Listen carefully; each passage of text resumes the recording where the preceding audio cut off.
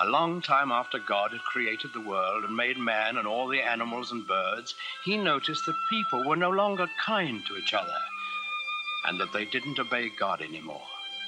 So he was angry. But God did see one man in the world who was kind and good and who obeyed the Lord's word. This man was Noah. So God appeared to Noah and he let him hear his voice. And the Lord said, "Behold, I will cause it to rain upon the earth 40 days and 40 nights. I will bring a flood on the earth to destroy all flesh, and everything that is in the earth shall die." But God told Noah to build an ark and to take 2 of every animal in it with him to keep alive during the storm. And when Noah had heard God's voice, he was grateful, and he set to work right away to build the ark. This was a great boat with many, many rooms in it. When Noah finally finished it, he went out into the fields and woods, for he had to talk to all kinds of animals and birds. He talked to the lion and the wild horses. He talked to the pigs in the barnyard and the elephants in the jungle and the cute little kittens in his own house.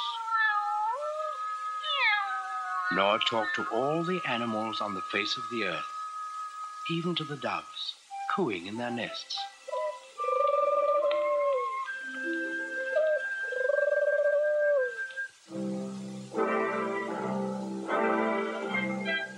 And Noah picked a mother and a father of each kind of animal and bird, and he told them to come to the ark. Well, when they were all gathered there, you can imagine what kind of a noisy crowd poor Noah had on his hands.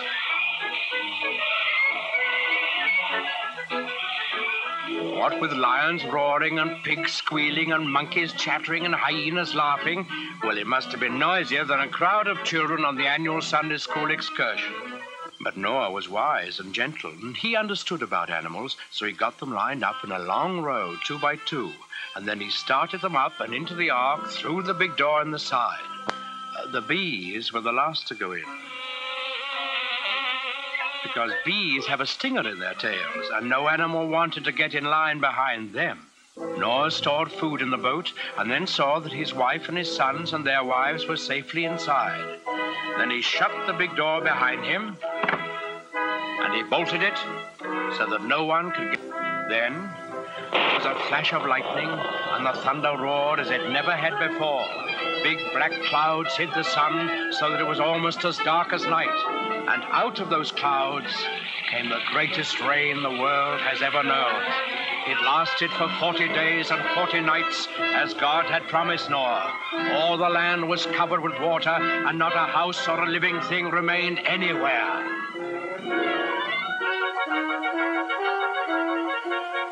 But Noah's ark floated on the surface of the waters, and he and his family and the animals who were in the ark with them were saved. On the 40th day, the rain stopped and the sun came out. The waters that had covered the earth began to flow back into the oceans and the rivers, and the ark came to rest on the peak of a mountain. But Noah wasn't quite sure that there was enough dry land for all his animals to live on. So he took one of the doves and let it fly out of the window. In a little while, it came back, and in its beak, the dove carried the branch of an olive tree. Noah knew that this must be a sign from God that he had restored quiet and peace to the world. So he opened the door of the ark, and he and his family and all the animals came out on the dry land, and they praised God and thanked him. Then the Lord appeared again to Noah. He promised him that he would never again send a flood to destroy the earth, and he sealed that promise with a beautiful symbol, which he set in the sky for all of us to see. That symbol the token of God's everlasting faith in man, is the rainbow.